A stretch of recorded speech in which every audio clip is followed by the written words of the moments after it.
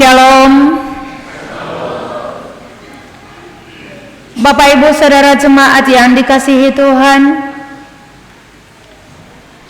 kita dituntun dengan tema yang berbunyi Via Dolorosa.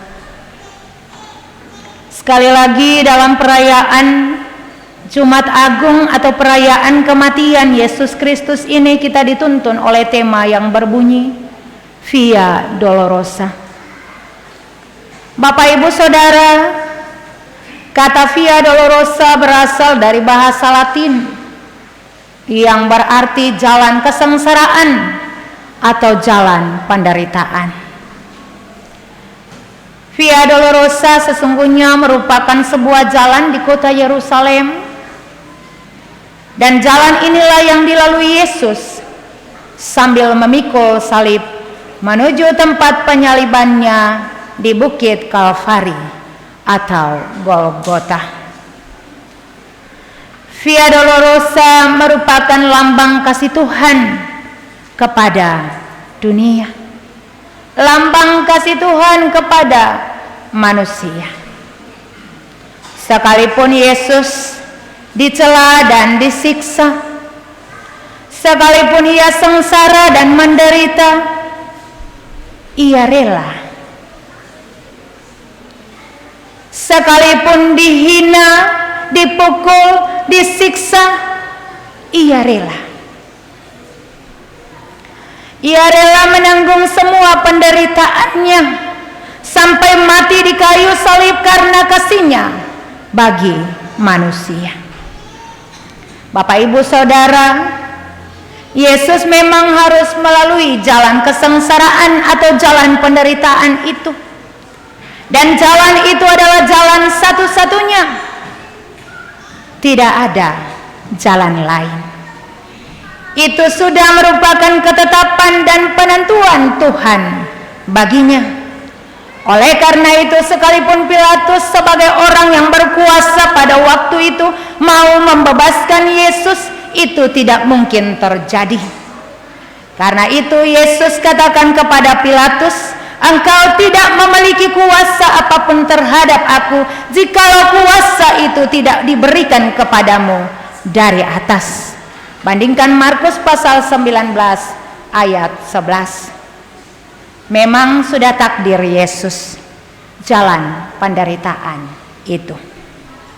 Bapak Ibu Saudara yang dikasihi Tuhan, dalam perayaan Jumat Agung ini kita dituntun untuk menghayati dan memaknai arti penderitaan dan kematian Yesus. Dan kita telah membaca nats dari Yohanes pasal 19 ayat 16b hingga ayatnya yang ke-42 yang terdiri dari 4 perikop. Yang pertama, Yesus disalibkan. Yang kedua, Yesus mati. Yang ketiga, lambung Yesus ditikam. Dan yang keempat, Yesus dikuburkan. Melalui perikop-perikop ini secara keseluruhan mau ditampilkan bahwa Yesus melalui penderitaan yang tidak main-main.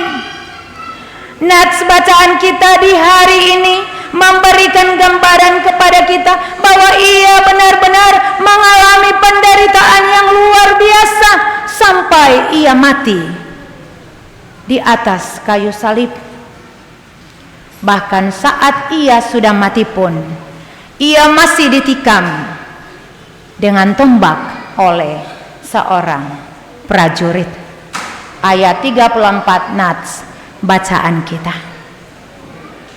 Bapak Ibu Saudara jemaat yang dikasihi Tuhan, ketika ada di dalam perayaan Jumat Agung ini, saya mengajak kita semua untuk melihat bagaimana pengorbanan Yesus, bagaimana kesengsaraan dan penderitaannya, dan ternyata melalui pengorbanannya, kesengsaraan dan penderitaannya itu ada harapan besar yang Yesus taruh bagi manusia. Ada harapan besar yang Yesus taruh bagi para pengikutnya. Dan itu terbukti di dalam nats bacaan kita ayat yang ke-26. Ketika Yesus melihat ibunya dan murid yang dikasihinya di sampingnya, berkatalah ia kepada ibunya, "Ibu, inilah anakmu." Ayat 27, kemudian katanya kepada murid-muridnya, "Inilah ibumu." Dan sejak saat itu murid itu menerima dia di dalam rumahnya. Harapan besar yang terkandung di sini adalah bahwa Yesus mau murid-muridnya tidak hidup sendiri-sendiri, tetapi mereka tetap ada di dalam kebersamaan. Mereka tetap ada di dalam persekutuan. Dengan demikian dikatakan, "Ibu, inilah anakmu. Anak, inilah ibumu." Harapan besar ini Tuhan taruh bagi kita kini dan di sini. Sebagai para pengikutnya pada masa ini, kita pun tidak mengabaikan harapan Yesus itu. Sehingga di dalam persekutuan kita terus membangun kebersamaan, kita saling memperhatikan satu dengan yang lain, kita saling memperlengkapi.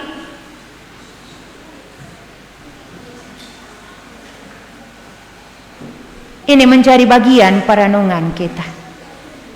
Karena harus jujur dikatakan, di dalam satu persekutuan milik Tuhan, tidak semua orang mampu untuk hidup saling memperhatikan dan saling memperlengkapi.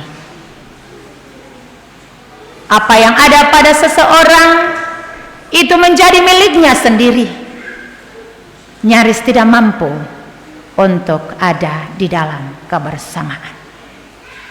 Lebih lanjut Bapak Ibu Saudara, ketika ia ada di atas kayu salib, dalam nats bacaan kita ayat 28 hingga ayatnya yang ke-30, di situ ada dua hal yang Yesus sampaikan. Yang pertama, dalam ayat 28 dia katakan, "Aku haus." Betapa tidak mengalami siksa dan derita yang luar biasa, lalu harus berjalan memikul salib menuju Kalvari dengan berpeluh darah. Sebagai seorang anak Allah yang memakai tubuh jasmani manusia, yang benar-benar manusia, ia merasakan hal yang manusiawi. Ketika mengalami semuanya itu, ia haus. Apa yang diberikan? Anggur asam. Dalam penderitaan yang luar biasa itu, dia tidak diberikan apa yang seharusnya ia dapat, tetapi malah sebaliknya.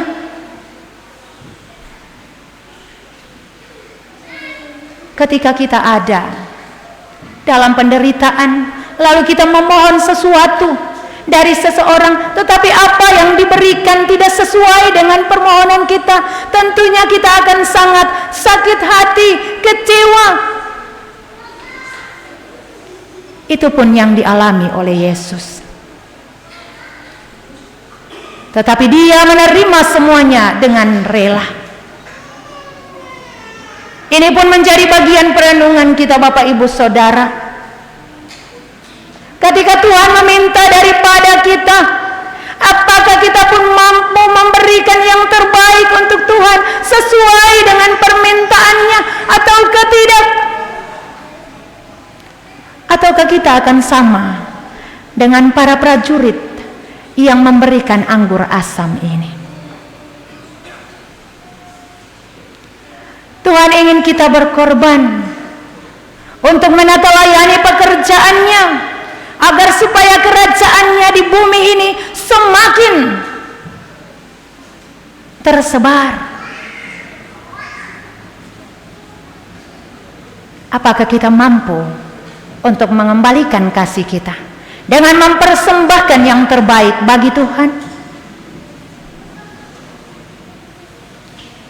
Lebih lanjut Bapak Ibu Saudara, dalam ayat ke-30, sesudah Yesus meminum anggur asam, ia berkata, sudah selesai. Artinya bahwa Yesus menyelesaikan semua tugas pengutusan dari Bapaknya. Dia tidak setengah-setengah. Dia memberikan total kehidupannya.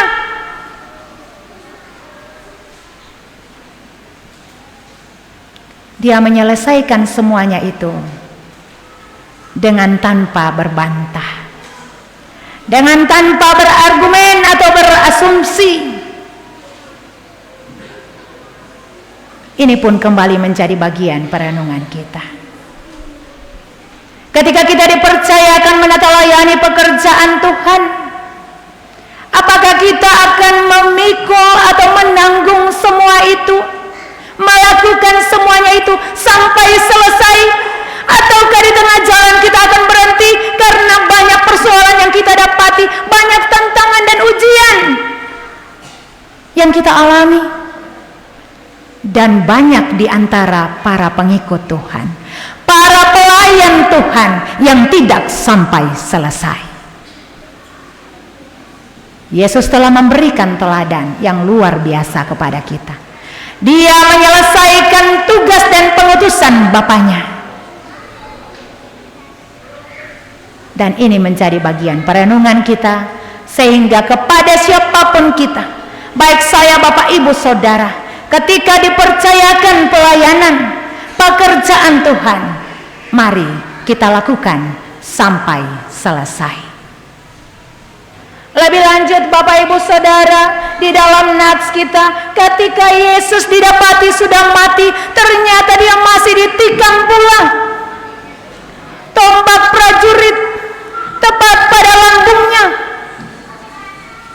Dan saat dimana dia tertikam, darah dan air keluar dari tempat ia tertikam itu. Dalam Injil Markus disampaikan bahwa ketika hal ini terjadi, ada pengakuan yang luar biasa dari seorang kepala pasukan. Sungguh benar, orang ini adalah anak Allah. Ini pengakuan yang total, pengakuan dengan sepenuh hati, karena ia melihat dan menyaksikan sendiri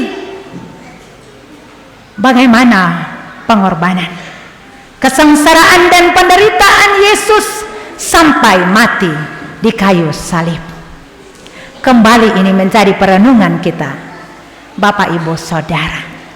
Karena kita sudah mengaku percaya, tetapi kadangkala kita tidak percaya dengan sepenuh hati. Ketika datang persoalan, ketika datang tantangan, ujian, kita meragukan Tuhan. Kita sanksi dengan percaya kita, iman dan keyakinan kita. Sangat banyak pengalaman dalam hidup ini. Anak-anak Tuhan ragu dengan iman dan percayanya.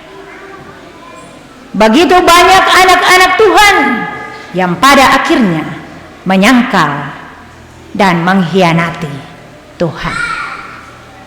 Saya harus terus mengulangi hal ini, mengingatkan agar supaya sebagai para pengikut Tuhan kini dan di sini, kita tidak membuat sia-sia pengorbanan Yesus di Kalvari. Kita tidak membuat sia-sia penderitaan dan kesengsaraan Yesus. Kalau Yesus sudah bayar keselamatan kita dengan harga yang mahal, darahnya, tubuhnya,